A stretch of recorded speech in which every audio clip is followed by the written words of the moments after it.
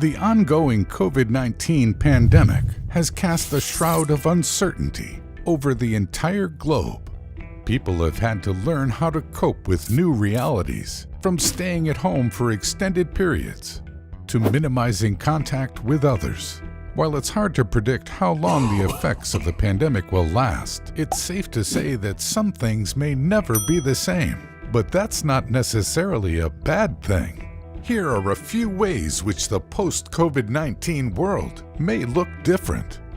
Around the world, robots are being pressed into service. In Singapore, a four-legged robot named Spot is patrolling parks, using a pre-recorded message to remind people to stay 6 feet apart. Let's keep Singapore healthy. For your own safety and for those around you, stand at least 1 meter apart. Thank you. Similar robots are also undergoing trials in hospitals to see if they can help with patient care. Closer to home, robots are already making more routine parts of everyday life safer for those facing extended lockdown restrictions. In Medellin, Colombia, a fleet of boxy little robots named Rappi is helping food couriers deliver online restaurant orders to patrons. They don't make the full trek from restaurant to customer. Rather, they pick up the last mile-long leg of a delivery to prevent direct human-to-human contact. Each robot can carry as much food as fits within 5 square inches and is disinfected before and after each use. Stratios' cloud laboratory combines software, robotics, and biology to provide fully automated workstations, which can be scaled for almost any size of experiment. It allocates each experiment the appropriate robotic resources, so researchers only pay for the equipment they use. Researchers program the parameters of the tests and use Stratios' sample intake kit to transfer materials to the lab. In the future, this system could be used to provide mobile healthcare provision in remote locations that lack full-scale equipment. With people reluctant to visit the doctor and medical professionals reluctant to be exposed to too many patients, telehealth has also received a much-needed boost. Many doctors are now seeing patients remotely, but in the future, this could involve home test kits or even medical care at home. Paris-based Dental Monitoring has developed a smartphone-based setup that allows patients to have their teeth checked without having to physically make the trip to the clinic. Patients take home a dental retractor and a device called a scan box that holds their smartphone.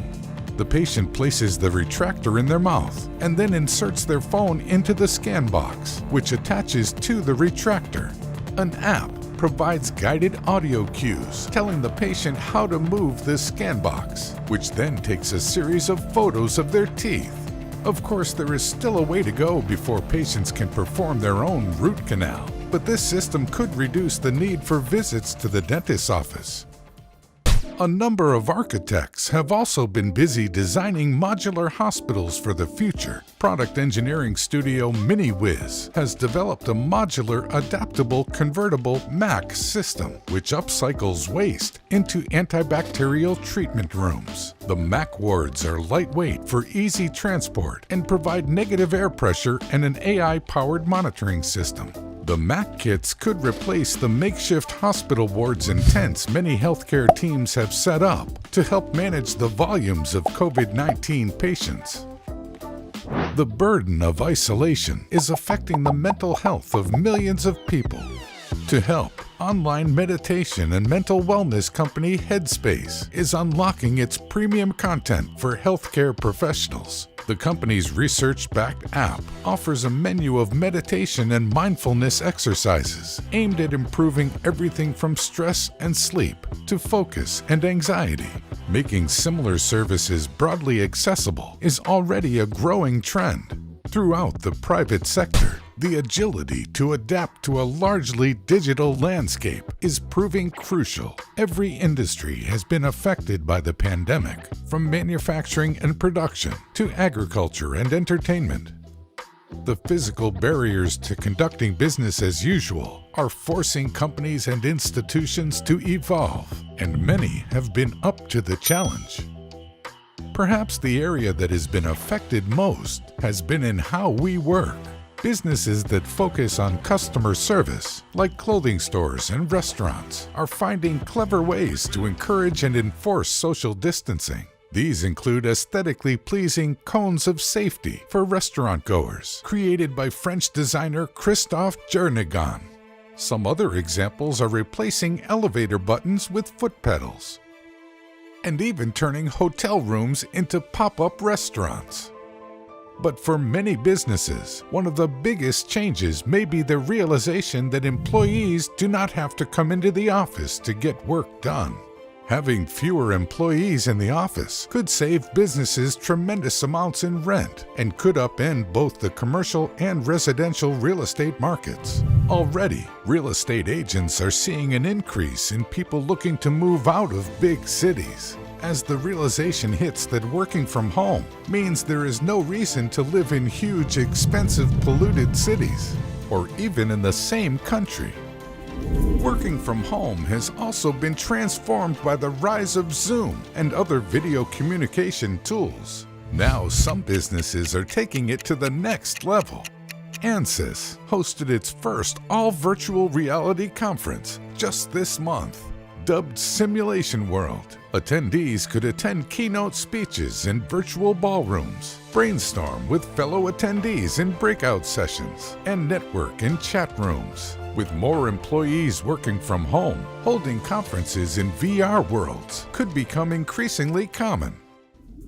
Another area which could see long-lasting changes is in how businesses sell. During lockdown, retailers turned to online channels to keep sales going, but they also turned to new forms of marketing, like live streaming. After seeing retail sales drop 90% as the lockdown took hold, Chinese cosmetics company Lin King Xuan began hosting live streaming sessions to recommend products on e-commerce channels. The company also added collaboration tools like DingTalk to offer personalized customer service online. The system allows a single shopping advisor to equal the sales of 4 retail stores in just 2 hours. Given this, the company may never go back to bricks and mortar. Everything from product launches to fashion shows have been live streamed during the pandemic, and many companies are finding that live streaming can boost income to the point where they may not need physical stores. Entertainment has been another hard-hit industry, but here again, people are coming up with, well, entertaining innovations. From backyard cinemas to virtual clubs, some may be here to stay. Or if it's creature comforts that are desired, companies are working on ways of bringing those experiences to homes too. In Japan, the quarantine has put a pause on the pleasurable pilgrimage millions make yearly to onsen, resorts and inns built around natural hot springs. Pleasure seekers can don a virtual reality headset and immerse themselves in the onsen experience without having to leave the comfort of their own home. From the calming sounds of running water to the mesmerizing tumbling of cherry blossom petals.